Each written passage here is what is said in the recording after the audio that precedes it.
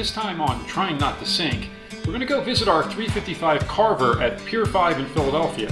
We sold her to a nice young couple, and they're making closing in about 2 weeks, so we want to take care of a couple of last minute details and make sure she's good to go. Come on.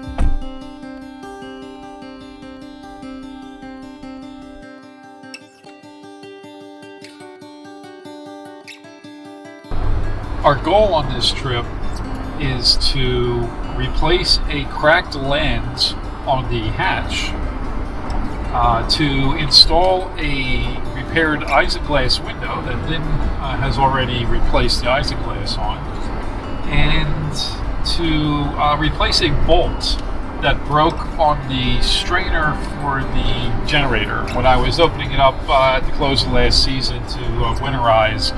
Bolt snap, so I have a replacement for that. If we get those three things done, I think we'll be in good shape. Now, this is one of the few times we actually do venture outside of our home, due to the virus.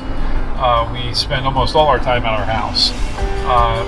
Traveling back and forth, we're fine now, but when we do get to the marina area, we put our masks on and do our social distancing to keep ourselves safe and to keep others safe as well.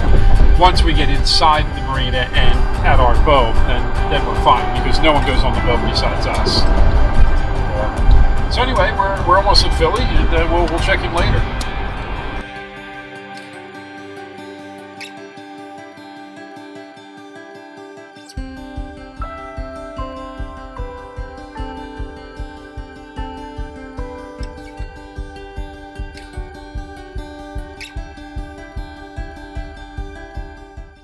I purchased a piece of plexiglass to replace the lens on the hatch on the Carver. I contacted Bomar, the company that makes the hatch. However, they discontinued that model, and she recommended that I get a piece of 1/4-inch plexiglass, smoked, and cut it myself. So that's what I'm going to do. I picked up the plexiglass online with shipping. It was about $40 for this. I purchased some blades for the jigsaw that are made specifically for cutting plexiglass, and I also have a drill bit. It's just a regular wood bit. Most people online said that's fine, don't go diamond or spend a lot of money on it, doesn't make that much of a difference. So I guess I'll find out. I traced out the old window on here, you can see in my little Sharpie outline.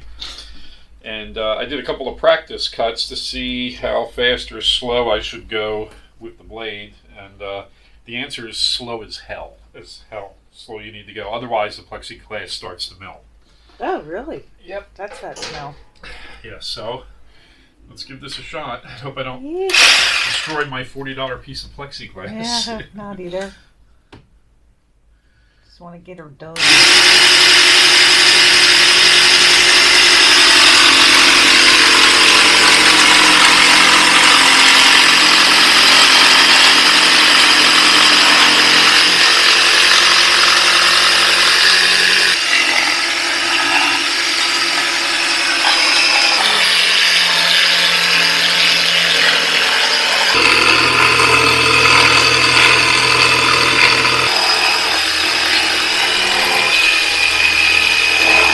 Looks like you made the turn pretty good.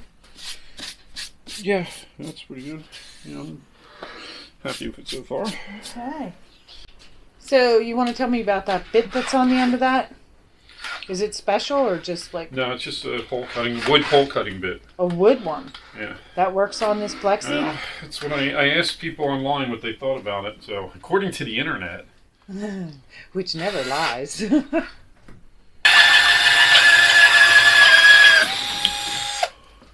Woohoo!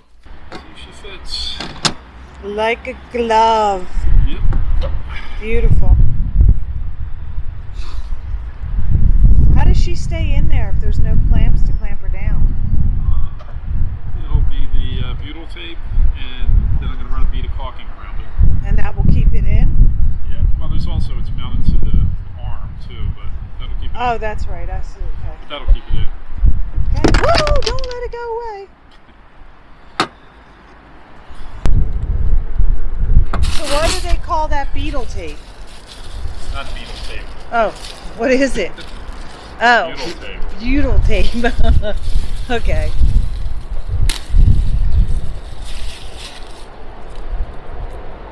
Well, I always change words on songs, so beetle tape to me. Beetle tape, beetle tape, beetle tape.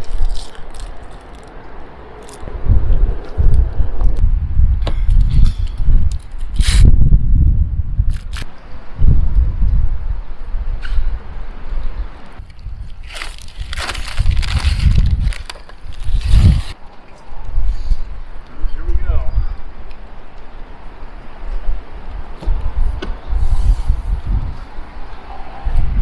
And whatever you do, don't step on her, right? Yep. How are you going to secure that in there so it doesn't blow away right now?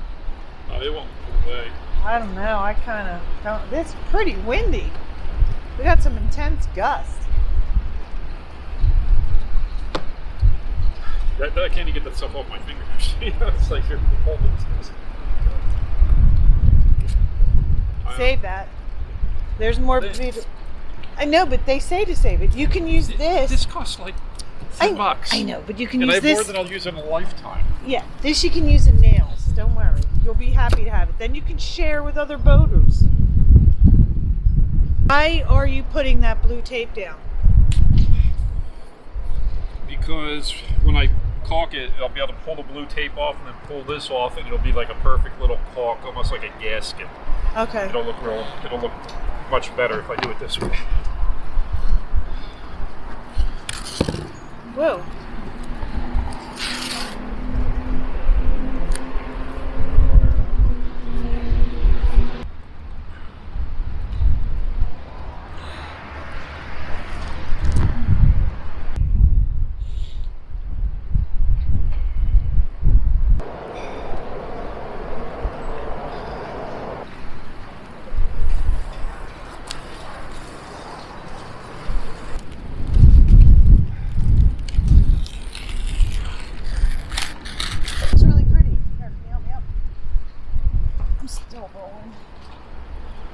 How nice that looks. Well, we started the engines up and they started perfectly, just 3-4 seconds, I don't even know what it was. Ran great, no smoke, sounded good. However, I came down to check on the engines and I found that the risers on the starboard engine were running a little bit hotter than the risers on the other engine. Not so hot that I couldn't touch them, but they were a noticeable difference. So to me that means I got some kind of a water clog issue someplace. So I'm going to just run some tests and see if I can determine what's kind of bottlenecking the water and see if I can get that taken care of. Okay. What's the game plan on your test? Well, the thing you showed me the other day on the TV? Well, I could go down there and change the impeller, which I may have to. That could be a cause too. There's a couple things it can be. It can be the impeller is broken or not sending an adequate enough amount of water through. It could be a bottleneck here in the oil cooler. We've had that happen before where the zinc broke off and got particles in the oil cooler, and that slowed the water flow down. Mm-hmm. After the oil cooler, it goes to the heat exchanger. There could be a clog up in the heat exchanger. After the heat exchanger, it goes to the risers. I don't think it's going to be the risers. It could be, but both of them are hot. Okay, what are the odds they're both running hot? Not much. And plus, they're harder to clog. So my best guess is the oil cooler. But what I'm going to do is I'm going to take the hose off the oil cooler that comes from the impeller and start the engine up briefly, see how much water comes flowing through it, see if I have adequate flow there, and then I'm going to work my way down, see where it is. So I bought this drainage hose a few years back, and it really comes in handy. I got this little brass fitting. I use it for winterizing, and I can use it for testing a line like this. So all I'm doing is I'm putting it into the line, the hose that comes from the water pump. And then I'm just going to run it down to the bilge. And that way I'm not going to shoot water all over when I test.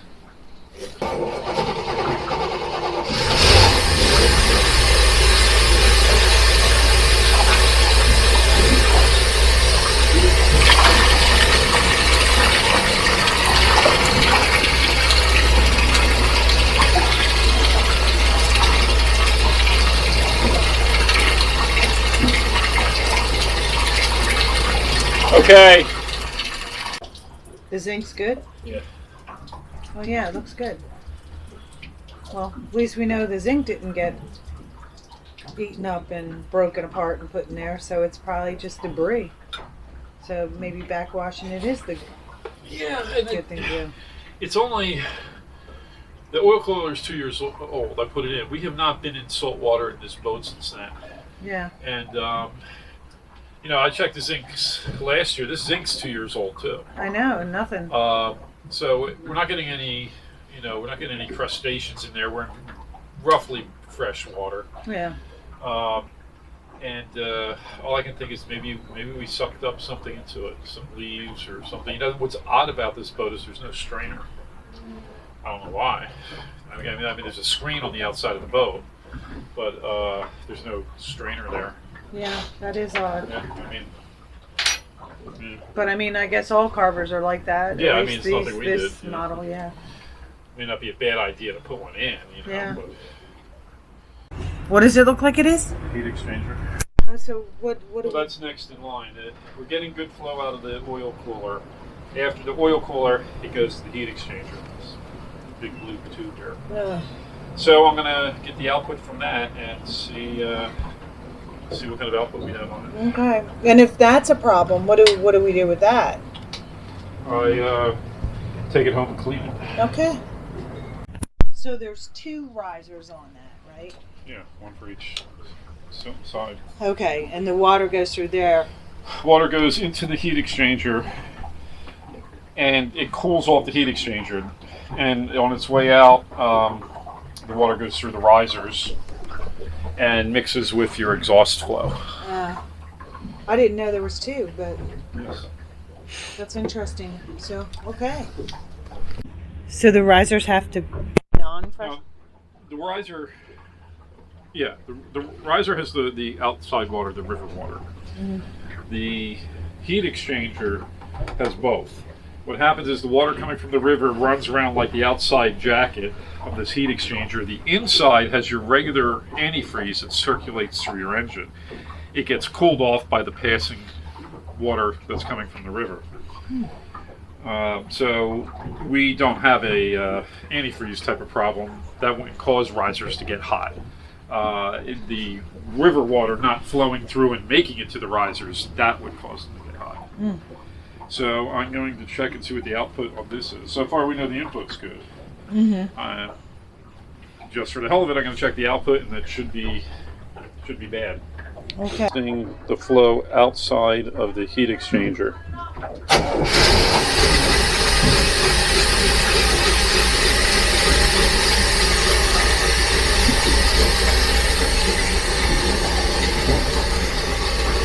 I'm not getting anything. Okay, turn it off. I want to test the other one just in case. And then I'm just surprised I didn't get anything. That's okay. So this is a test on the other riser.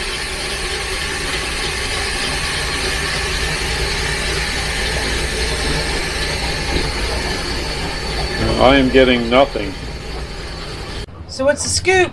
Well, neither of the risers are getting water. And since the water is flowing to the heat exchanger, the only thing I can think is that the heat exchanger is clogged somehow. So I'm going to put the riser hoses back on,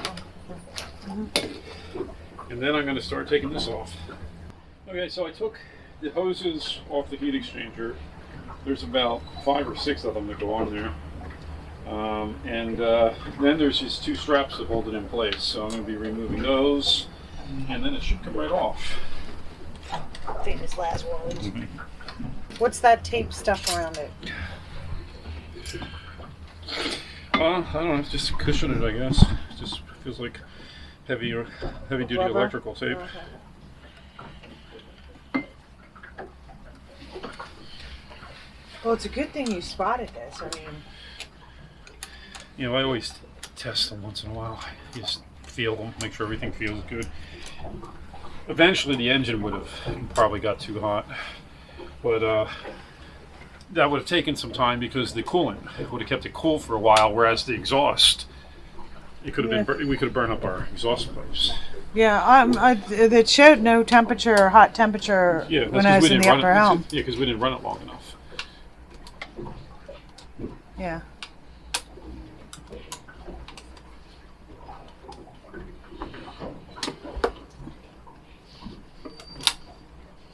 So this is the stuff we soak in the muriatic acid overnight or whatever? Yeah, possibly. Hopefully there's nothing, seriously wrong with it.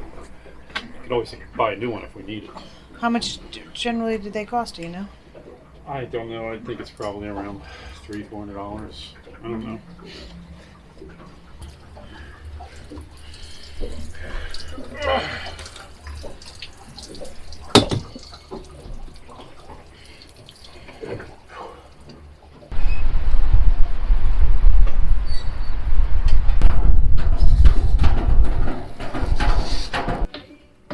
So we're going to open up and see what it looks like? Yeah, let me take the ends off and see if I see anything obvious.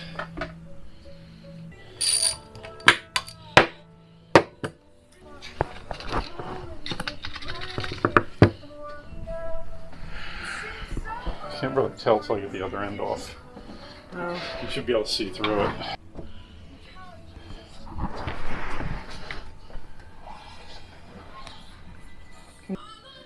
Well, some are clogged, some are partially clogged, but it doesn't explain zero water flow. I mean, it should have been, obviously it needs to be cleaned, so it's not bad that we took it off.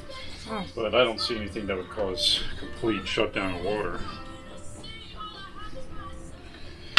It's also possible by in the process of taking it off, something flushed out on me too that was blocking it. Yeah. You know what time it is?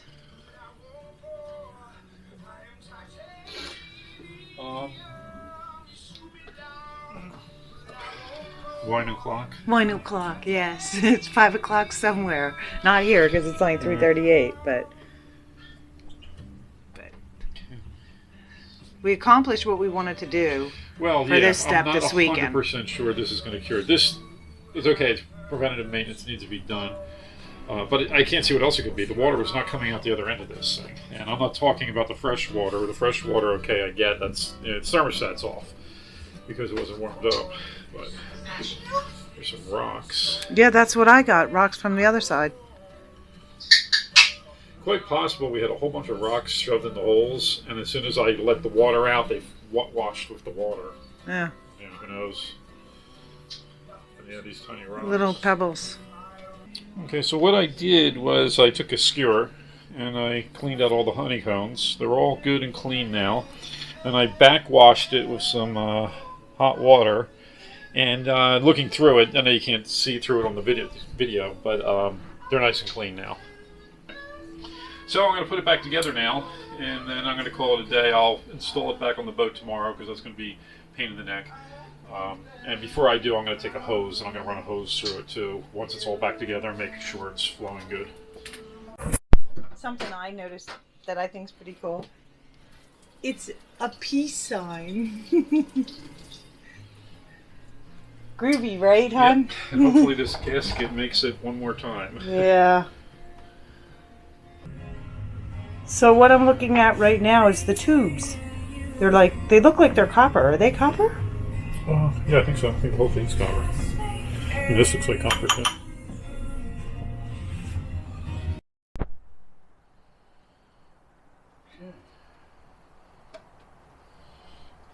Now just to reattach all those hoses. Pretty much.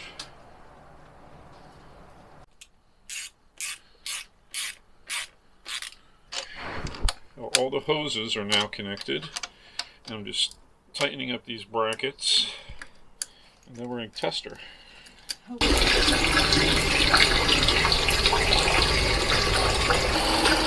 So how does she feel?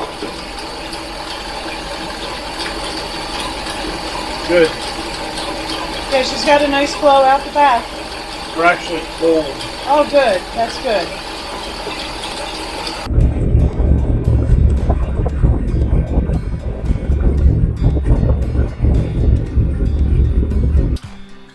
Well, I ran the engines at idle speed up to temperature for about 20 minutes. Temperature at idle on this is usually around 170 degrees, give or take a few. And it's great. These risers are barely warm.